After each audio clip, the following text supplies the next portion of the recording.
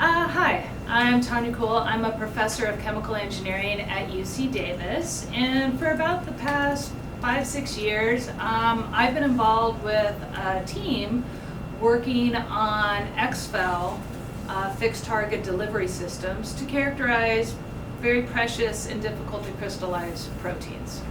So as you've heard, one of the grand challenges is that XFELs are super intense X-ray sources, and at LCLS you can actually have 120 X-ray pulses per second.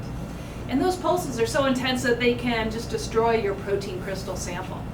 And that's a really huge challenge, is to actually deliver 120 fresh protein crystals every second to the beam, okay?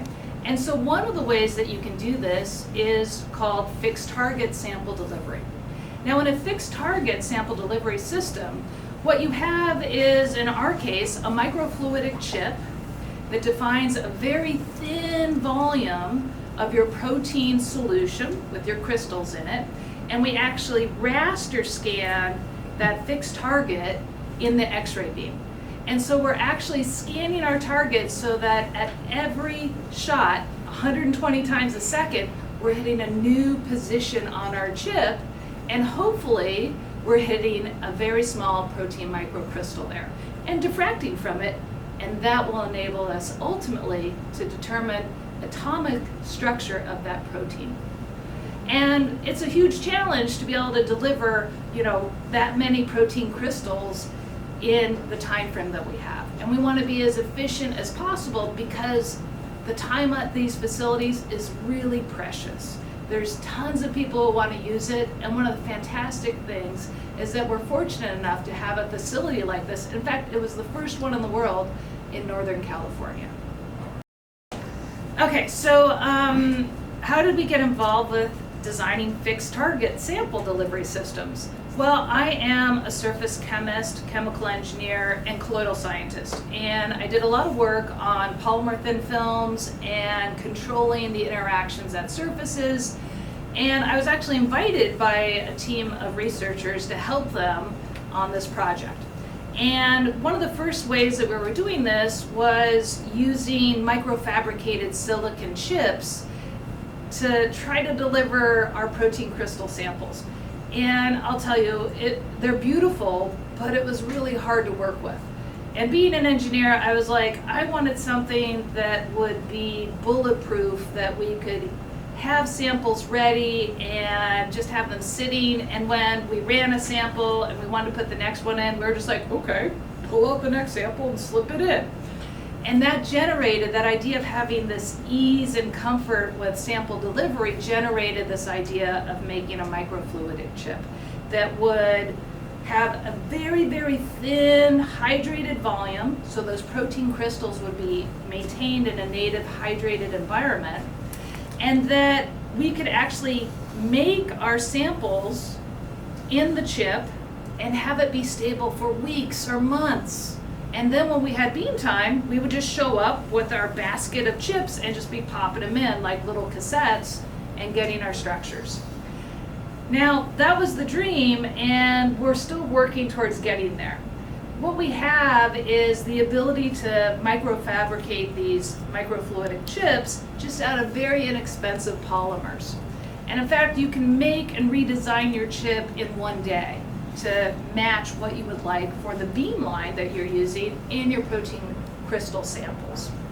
Now, within that context, we can actually crystallize proteins in the chip just by adding precipitate and a protein solution, or we can actually load a slurry of protein crystals.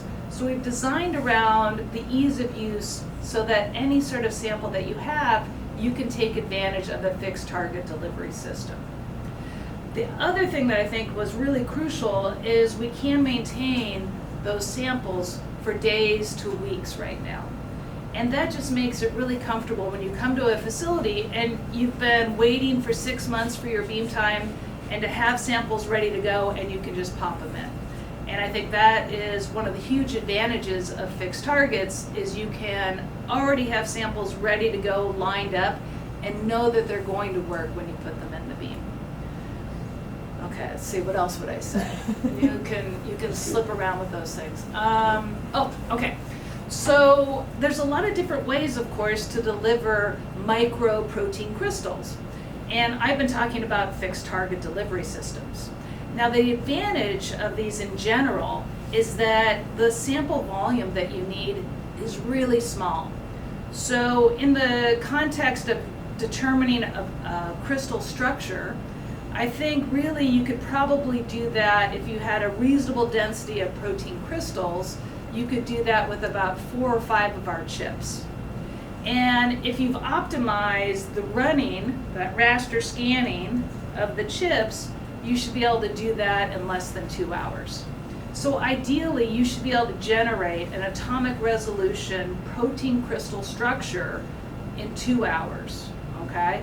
And you would have all of your samples lined up, just show up at the beam line and go through, just clockwork.